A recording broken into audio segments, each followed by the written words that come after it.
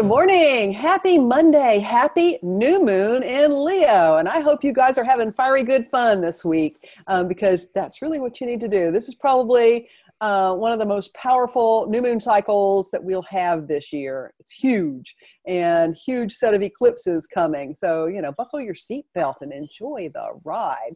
I'm so glad you've chosen to join me here today on Power Talk. Got a really good show lined up for you today, and we're going to kind of like do the backside of fiery Leo, and we're going to talk about going within and tapping into your inner resources. My guest today is Richard Haight, and he is an author, and he is a martial arts genius and teacher. And how many black belts do you have, Richard? It's a few. yeah, way too many, right?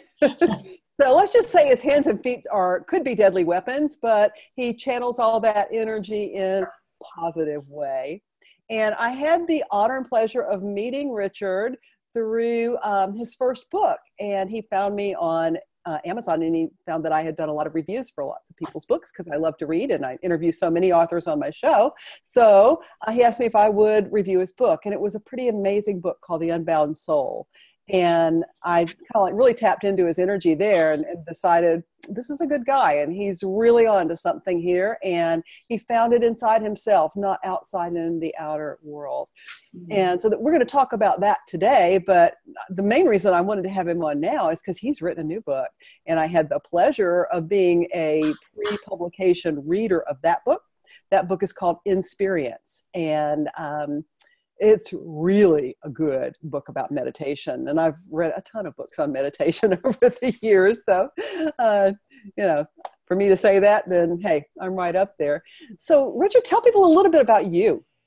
Oh, okay. Well, thank you. First of all, thank you so much for the great introduction. And, there's not a lot to say about me, but maybe a lot more to say about the path that I've been on.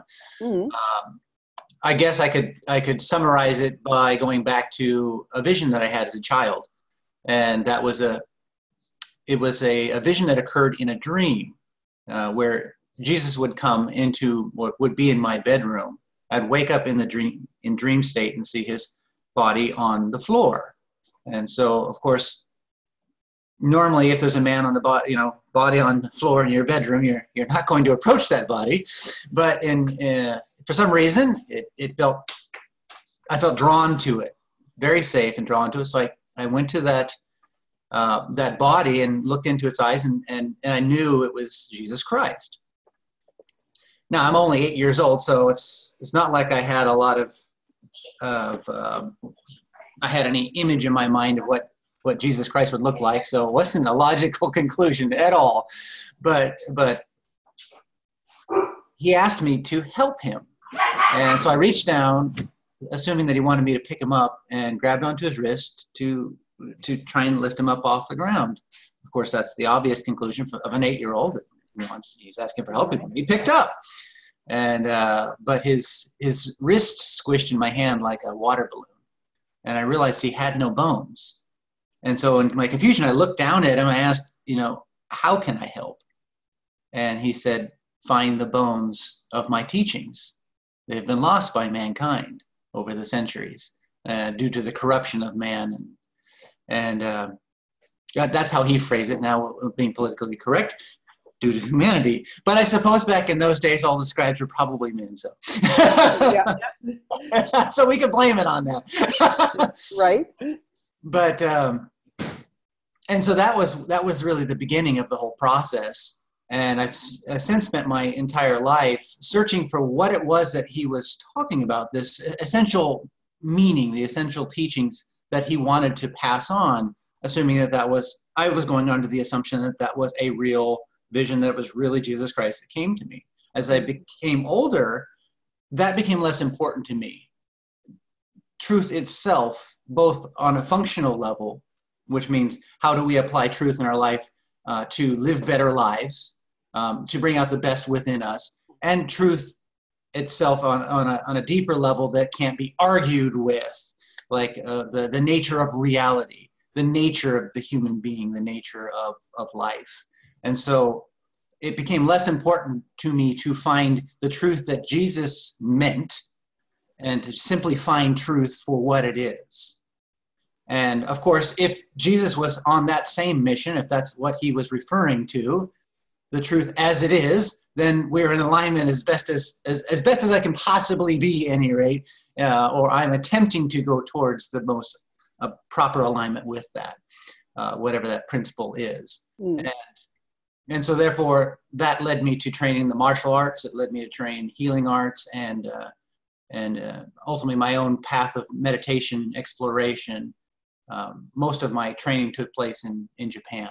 So that's a little bit about me in a nutshell. Yeah, and I think that's probably sums up the reason why I resonated with your books, both of them, because that's been my life journey, has been searching for the truth, because I knew that what I was told in Sunday school and I was force-fed it was not the whole story. I knew it wasn't, there were pieces that were missing. And so I spent, my first 50 some odd years asking way too many questions, getting asked to leave Sunday school classes because I asked too many questions and things like that. How do you know when it's not the truth? When you can't ask a question. That's right. Yeah, exactly. And it wasn't until I discovered meditation and metaphysics that I began to garner the insights that have led me to what I consider to be a moving target, because truth is a moving target. The higher we go in resonance, the greater the truth becomes. You have to stay with it. You have to stay with it. Like a spinning top, Exactly. So, I think that, that's pretty cool. And you've written this new book, Insperience. And, some of the things that you talk about in this book, and you asked me to give you criticism, and I couldn't find any criticism for the book. I loved it because you approach meditation from the standpoint of a spiritual teacher, but not by saying, man, you got to just go sit cross-legged and put your hands like this and go, and focus on your third eye and follow your breathing. No, you've given us so many different ways to look at going within, and all of them are right. There's no wrong. And that's what I loved. So thank you for what you've done. And I can't wait until it's published so that everybody can get their hands on it. Well, thank you so much, Adrienne.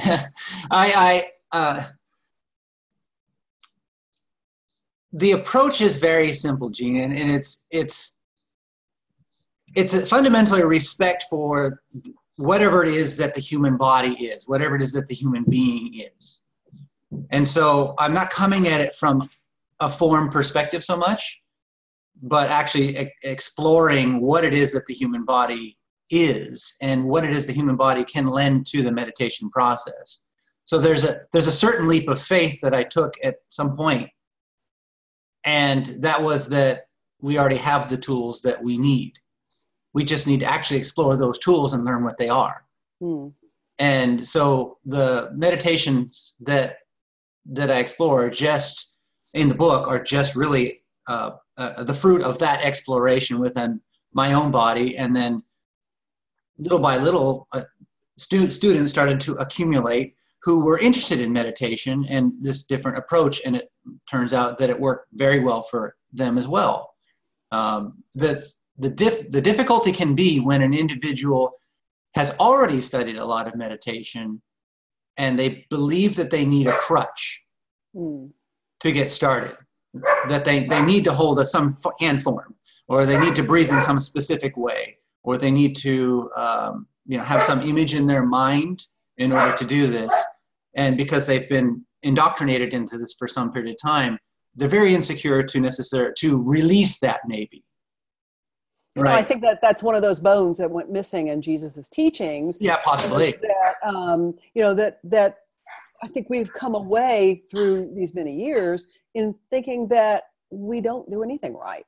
That we come into this life broken, sinners, if you will, or whatever.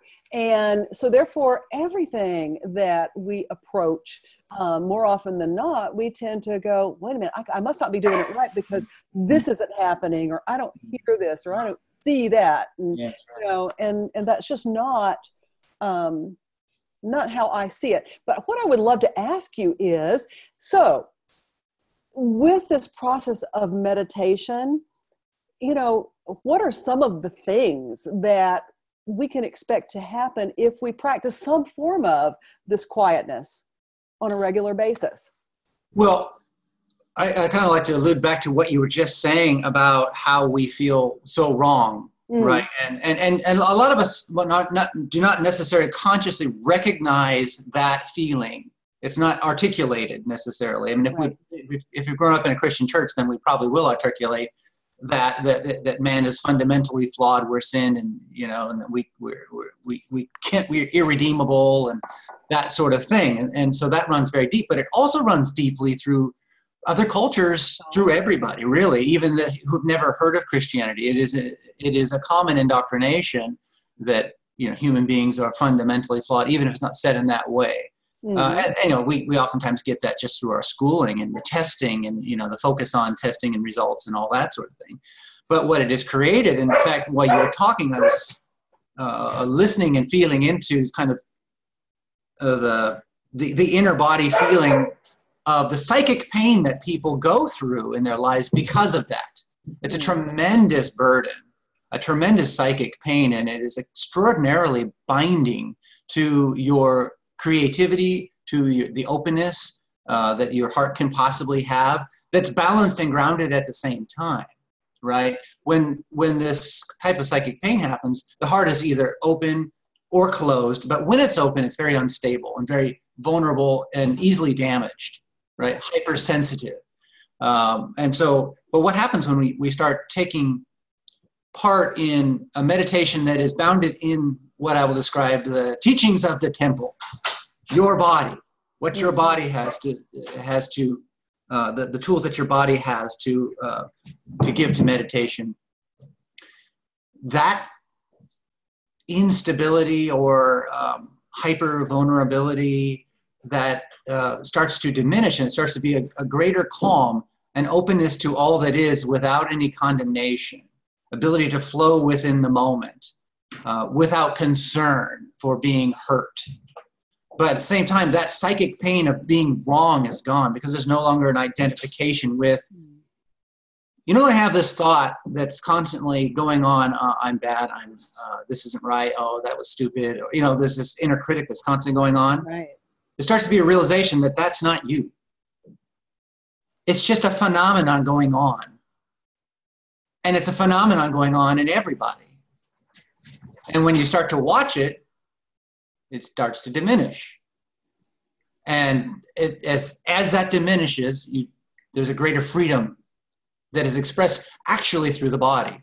Now, this is a very strange thing. And so I have some of my students testing this now, because if the meditation is right and that unbinding, as I talk about, starts to happen, that psychic damage is diminished, you start to be able to move in ways that other people can't when under pressure. You know, I'll have someone grab my fingers, for example, and I can throw them down. I'm not doing a technique. I can lift them up on their toes with my fingers. It seems like this superhuman power. It's not a superhuman power. It's an innate power that's just been bound. And it's not like I can pick up a giant boulder. It's not the same thing as that. It's almost like it's a communication almost going on between people. There's this element within a human being. I'll call it a spirit for lack of a better term. It's a maliciousness. And if you haven't seen this within yourself, I highly recommend you look. I suspect that this is maybe where the original teaching of fundamental flaw comes from, but it shouldn't have been referred to as a flaw. Right. You essentially have the spirit of self-defense, and then you have the spirit of innocence. And when there's an imbalance, the spirit of self-defense becomes a form of maliciousness. Now, it will attack anything when it's threatened, including yourself. And that's the inner critic that's going on. It's resentful, it's prideful, it's aggressive. It also goes into victimization. It does all kinds of stuff. It's referred to as the shadow self or the pain body, or as any number of terms. But this spirit is, when there's that division between that innocence and, we'll say maybe that arrogance or pride or whatever, that other spirit, malicious spirit, when there's a separation between the two, the qualities of the potential qualities of a human being do not come to the fore. But when those two start to come together, this other thing, some very strange effects start to naturally come to the fore. Like your body is more integrated, it heals quicker,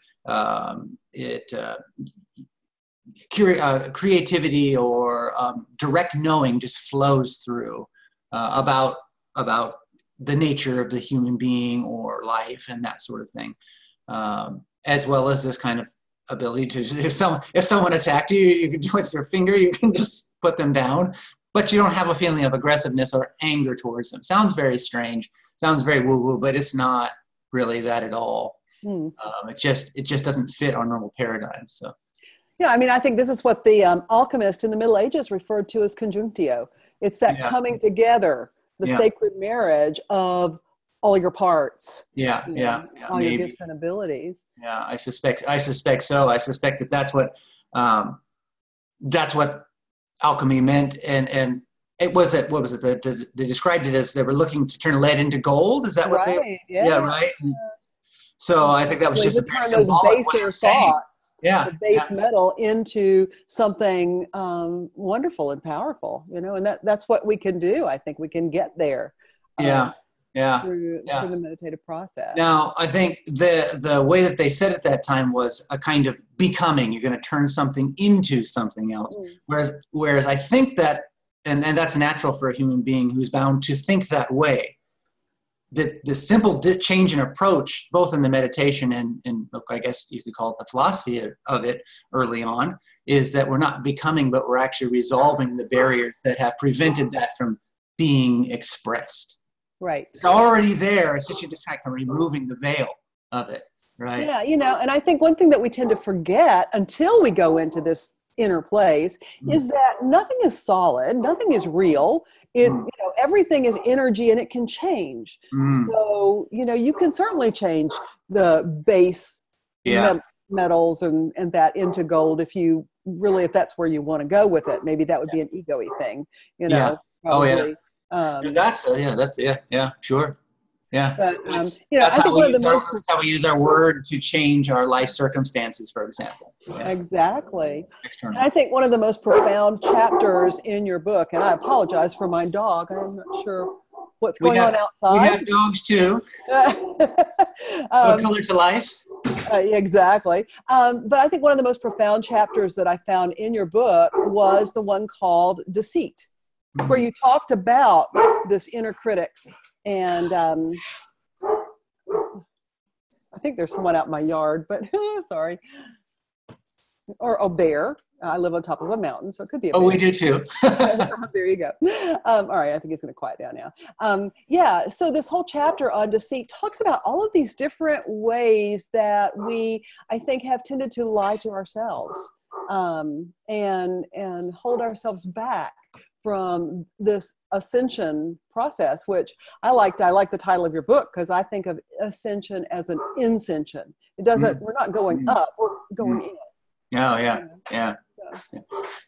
That, in fact, if you look at the layout of the book, you will see that about 1/3 of the book is that one chapter. Wow. It's an incredibly heavy amount of, and that is a direct reflection of how important it really is. Tuggo, hush. That's a direct reflection of how important that really is. We're dealing with deceit, and we're dealing with the conscience, really, and what I describe as innate conscience or a transcendent conscience, what human beings have been looking for some time, and that we really are going to need to become aware of very soon, because the technology on our planet is growing at such a rapid pace, and wisdom is not matching that. We will be destroyed by that technology if we're not very careful. And the solution to that is discovering innate conscience. But in fact, when I wrote this chapter, it's coming through. When I write, I don't really think a lot about it. It's just I allow it to flow. But as I'm writing this and it's taking up so much space within the book and it goes into so many different topics, there's a thought in the back of my mind, oh gosh, this is not what people want to hear. Being honest, when we look at that stuff and we see how much there is to be done, to be or undone, or to be balanced, how out of sorts we've become because of deceit in subtle and overt ways, it could be discouraging to people.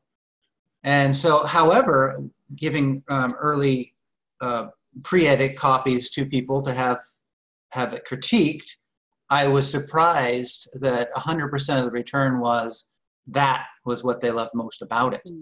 That part was so powerful, and so that's of course all the people that I sent it to are people that are already quite far along in their process, and this might be an area that they're currently working on. So that would make sense. But who knows how the average person going into a spiritual bookstore will feel about it. I'm quite curious. I'm hopeful that will be something that really, really resonates, because it gives them something that they can actually put into practice in their life to address something that has not gone addressed for millennia. Exactly. And in fact, this really, it's a segue even to my guest for next week, who is a channel and an author by the name of Paul Selig. And Paul talks about how, we create all the time, and it's either created from fear, which is the lie, the deceit, or it's created from love. And so we're having to undo or unbind all of the old fear-based thoughts and creations that have been made since time immemorial, probably even since before written history of mankind. Yeah. Oh, yes. In fact, going through this process of writing this book, I had several visionary experiences, and this goes back well before human beings could speak. So it's not just the word, actually. Oh, we okay? We are. We actually have a caller. Somebody would like to ask you a question. Would you be okay with taking that? Absolutely. All right. Anything else? Good morning. Mine is dead. Hello. Sounds like a wrong number. Hello. Are you calling into Power Talk? Okay, so I'm going to let my producer hang that call up. Come on. There we go. That takes care of that. Sorry about that. I thought we had somebody who had insight or questions about what we were talking about, and you never know. Sometimes. That's all right. I had during the writing process of this book, because I'm writing 11, I guess now 10 books, since this one technically is done, simultaneously. And each of them goes into different topics that it's like spokes on a wheel that all go back to a central hub. And hopefully they're all addressed in ways that are new and fresh and really haven't been discussed from the particular angle in which it comes. And I'll only find out as it's completed, and people can let me know. I haven't actually done a lot of reading of spiritual books, so I don't really know what's out there. Right. My whole process has been very, very exploratory, and going into the process without many preconceived notions. And so, trust me, I have read a whole bunch of spiritual books, because I read one a week for my show. And so I will tell you that your approach is fresh. It's genuine. And I believe that it's much needed. So in the process of writing this book, I had several visionary experiences that clarified certain information, because as you go, you start to have questions about where did this disconnect begin? And this goes well back before there were written words. It goes well back before there were even spoken words, which surprised me. This is actually inherent into the organism. Even bacteria have a degree of deceit or disharmony within. As small as it is, there's that division of innocence and self-defense, right? And it's not that self-defense is wrong. What we want is these two halves to come together in a harmonious whole, right? And it's not like you're taking black and white and they come together and it becomes gray. It's like taking black and white and they come together and it becomes gold. Exactly. It's counterintuitive, but it's not just the mix of the two. It comes together and a new being is born. Yeah, and I think all the species have been moving towards this throughout all of these different timelines, which are all happening simultaneously in my reality. And now we are coming to that point where energetically we can support that for the first time. It's so interesting because, the human being in a way is a culmination of all of life on Earth. You look at our genetic structure, at the very base of the structure, you've got bacteria, microorganism genetics.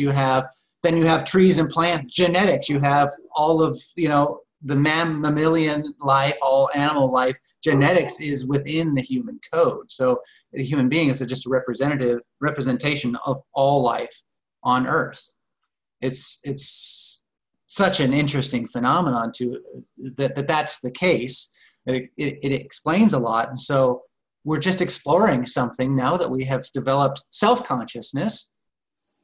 Of course, it's a double-edged sword because that self-consciousness becomes that inner critic that just beats on you, or it can be clarified, and then through the clarification, polishing of that inner mirror, you can start to see what's really going on, and that allows for a unification of those two forces over time, right? If it's done sincerely, Absolutely. I think this is what Thoth was alluding to back when he wrote the Emerald Tablets, thousands of years ago, and he said, "As above, so below." And just like you said, we're maybe at, I don't really think we're at the top of the food chain because I think the cetaceans. Yeah, it's not. I don't think that's a productive way of thinking. Done, but every cell of our body and all those microorganisms and all of that, they're all contributing to the whole process. So what we see is, I don't know the degree to which a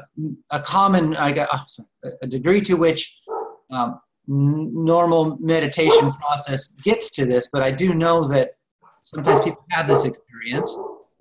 It's a fairly common experience through what I describe as unbound meditation, where you get to a point of such silence that you start to actually see the function of consciousness, or the function of mind, how thoughts bubble up from the unconscious in these unstructured little blips, right? And then the mind ties these little partial thoughts, little partial emotions together in a storyline. You can actually see it happening. Well, those little blips, that's cellular data. That's what that is. It's not, it's not just the brain. The whole body is thinking. Every cell, every single aspect is contributing to what we experience and what we don't experience, because there's a heck of a lot more going on that we don't experience. That is what we describe as consciousness. Whatever it is that the human being is far beyond our wildest dreams to be able to even conceptualize. Exactly. So when do you think that it's going to be possible for people to get their hands on Insperience? I'm hoping to have the physical book out on September 1st. Fantastic. And then probably the Kindle version of it or digital version of it would be October 1st. Great. And so people can find out more, and they can really keep on the timeline for you on your website, which is richardhaight.net, RICHARDHAIGHT.net. So listeners and viewers, go there and, sign in so that you can stay on track with what he's got. Because if you've ever had any struggles with doing it right when you meditate, when you get this new book, you're going to have all those things just put down and laid aside, and you'll be able to just, enjoy. So thank you so much, Richard. I really appreciate you taking time to join us today. Thank you. Best wishes for success on this, as well as continued success for your book, Unbound Soul. And listeners, join me next week when my guest is going to be Paul Selig, and he is the channel of a group of energetic beings that call themselves the Word. And some of the stuff that's come out out of him and onto his pages of his books is pretty darn amazing. And he's got a new book out called The Book of Truth. And so I look forward to introducing you to him and his work. So join me next week. And until then, remember, people who take responsibility for their lives create the reality they desire. Oh, I love that. Bye. Bye.